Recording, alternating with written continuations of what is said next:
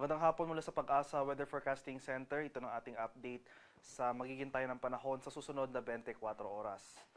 Makikita natin dito sa ating latest satellite images itong mga makakapal na kaulapan na umiiral sa southern portion ng ating bansa ay ang epekto ng Intertropical Convergence Zone o yung ITCZ na kasalukuyang nagdudulot ng mga pag-ulan dito sa area ng Basilan, Sulu, Tawi-Tawi at itong southern portion ng Palawan. Kaya sa mga nabanggit na lugar, patuloy po tayong maging handa at alerto sa mga banta ng pagbaha at pagbuho ng lupa, lalong-lalo na kung tuloy-tuloy ang pag-ulan na ating mararanasan. Humina na yung epekto at umatras itong shoreline sa mga nakarang araw ay nagdulot nga ng mga pag-ulan sa malaking bahagi ng Visayas at Bicol region. So hindi na ito nakaka-apekto sa ating bansa, offshore na ito. So yung major weather system na umiiral sa malaking bahagi ng Visayas, Mindanao, and most of southern Luzon ay yung easterlies o yung mainit na hangin galing sa Karakatang Pasipiko. At patuloy ngang humina rin ang epekto ng northeast monsoon. So tumaas yung axis o yung epekto ng northeast monsoon na sa kasalukuyan, itong area na lamang ng northern and central Luzon yung areas affected ng nasabing weather system.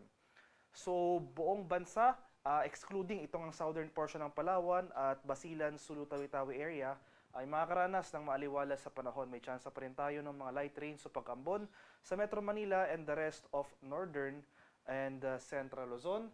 Samantala, tsansa naman ng thunderstorms ang mararanasan dito sa southern Luzon, Visayas at sa Mindanao. Sa kasalukuyan, wala pa naman tayong binabantay ang low pressure area o namang sama ng panahon sa loob at labas ng ating PAR na maaring maging bagyo sa mga susunod na araw. Para naman sa magiging lagay ng ating panahon bukas dito sa Luzon, dahil sa epekto ng easterlies, makakaranas tayo ng mga kalat-kalat na pag-ulan na may pagkulog at pagkilat sa ilang bahagi ng southern Luzon, particular dito sa area ng Bicol region. At inaasahan natin ang patuloy na paghina ng amihan. So inaasahan natin starting tomorrow, ito na lamang area ng northern Luzon yung maapektuhan nito. Akibat ng pag-atras ng amihan, tataas yung tsansa ng thunderstorm activity dito sa central and southern Luzon. Pero gayon pa man, fair weather conditions ang ating inaasahan buong araw bukas. Sa areas naman ng Palawan, Visayas at sa Mindanao, dahil sa Intertropical Convergence Zone o ITCZ, ito yung salubungan ng hangin mula sa northern and southern hemisphere. Inaasahan natin na yung axis ng ITCZ ay bahagyang aakyat or mag-shift northward. So mas rarami pang areas ng southern Mindanao ang nakakaranas ng mga pag-ulan. Magpapatuloy pa yung mga pag-ulan sa malaking bahagi ng Palawan, dulot ng ITCZ, at ito ang southern Mindanao sa mga rehiyon ng Davao Region, Socsargen, Barm, at Zamboanga Peninsula. Starting tomorrow, makakaranas muli tayo ng mataas na tsansa na makaulapan at kalat-kalat na mga pag-ulan, pagkulog at pagkilat.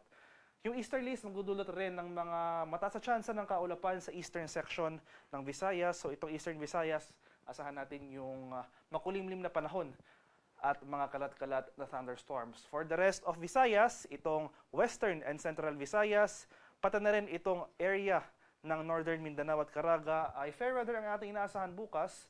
Ngayon pa man, nandiyan pa rin yung mga tsansa ng isolated rain showers and localized thunderstorms. Sa kalagayan naman ating karagatan, wala na tayong gale warning na nakataas sa anumang baybay ng ating kapuluan. Pero iba yung pag-ingat pa rin sa ating mga kababayan na maglalayag, especially dito sa eastern seaboards ng southern Luzon at ng Visayas dahil makaranas pa rin tayo dyan ng katamtaman hanggang sa maalong karagatan. At para naman sa ating 3-day weather outlook sa mga piling lugar ng ating bansa, inaasahan natin ang patuloy na paghina ng amihan hanggang early next week. So by Monday, easterlies yung prevailing weather system natin. Mainit at maalinsangang panahon na ang ating mararanasan sa mga susunod na araw at hindi na natin inaasahan yung epekto ng amihan sa anumang bahagi ng ating bansa. Dahil umatras ang amihan, muli tataas rin yung tsansa ng ating thunderstorm activity. So mas madalas na yung mga pag-ulan sa hapon hanggang sa gabi dito sa malaking bahagi ng Luzon. For Metro Manila, Baguio City, and Legazpi City. Sa area naman ng Visayas, so sa mga syudad ng Metro Cebu, Iloilo City at Tacloban City, easterlies rin o yung mainit na hangin galing sa Pacific Ocean ang ating prevailing weather system next week. So magpapatuloy rin itong mainit at maalinsangang panahon sa malaking bahagi ng Visayas. Pagdala pa rin tayo ng pananggalang sa ulan dahil nandiyan pa rin yung mga tsansa ng thunderstorm sa hapon hanggang sa gabi. Sa bahagi naman ng Mindanao, sa area sa Metro Davao, Cagayan de Oro City at Zamboanga City, makakaranas rin tayo ng bahagyang maulap hanggang sa maulap na papawirin. Inaasahan natin na starting early next week ay hihina na yung epekto ng ITCZ. So improving weather conditions sa ating mararanasan at inaasahan natin yung muling epekto ng easterlies sa mga nabanggit na lugar. So inaasahan natin yung mataas sa temperatura, so magdala tayo ng payong, pananggal lang yan sa init ng araw, umaga hanggang sa tanghali, pananggal lang naman yan sa mga pag-ulan na dala ng thunderstorms sa hapon hanggang sa gabi. Ang haring araw dito sa Kamaynilaan ay lulubog mamayang 6:07 ng hapon. Sisikat naman bukas sa ganap na 5:58 ng umaga. Para sa karagdagang impormasyon tungkol sa ulat panahon, lalong-lalo na sa ating mga rainfall advisories or thunderstorm advisories sa posibleng i-issue ng ating Pag-asa Regional Centers, sa ating mga lokalidad ay i-follow kami sa aming social media accounts at DOST_Pag-asa. Mag-subscribe rin kayo sa aming YouTube channel sa DOST Pag-asa Weather Report at palaging bisitahin ang aming official website sa pag-asa.dost.gov.ph. At yan lamang po ang latest mula dito sa Pag-asa Weather Forecasting Center. Magandang hapon sa ating lahat. Ako po si Dan Villamil Agulat.